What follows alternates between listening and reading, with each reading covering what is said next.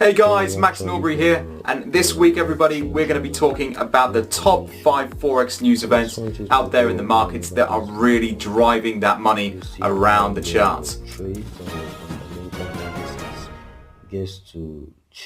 Now guys, first of all we're going to be looking at something called the unemployment rate.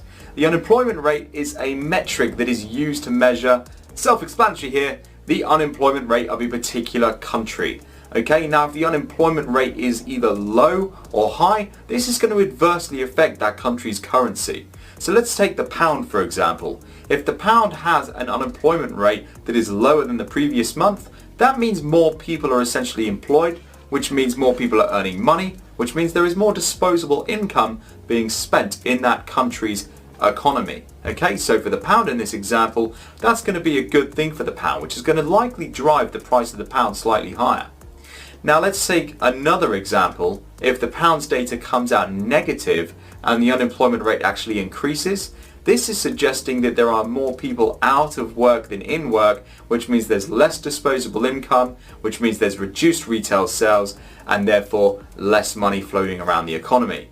Now this is going to be a pretty adverse thing to a country's economy and economic health in general, so therefore the price of the pound would likely decline as a result. Now, thinking about what we've got next, we've got things called GDP. Now you may or may not have heard of this before. I'm pretty sure many of you have, whereas I'm pretty sure many of you haven't.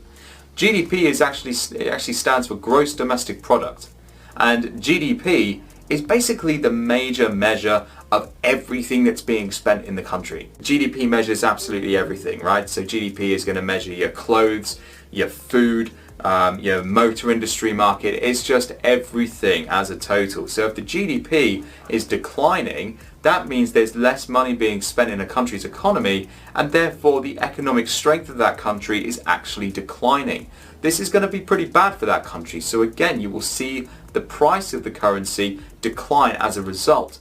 Whereas if it comes out positive, you'll probably see the price of that currency increase as a direct result of there being more spend in that country's economy. Now, here's something interesting. You can actually look at the currency flow between two currencies based purely on GDP. So if you look at the GDP over the course of the last 10 years of one country's currency, like the euro for example, or you look at the GDP for the pound, you can look at the euro pound over the past 10 years and you can almost marry up the GDP data for both of those countries' economies to the price movements that you're seeing on the longer term time frames. It's pretty interesting if you think about fundamental edge and trading economics. Now thirdly guys, we're going to be looking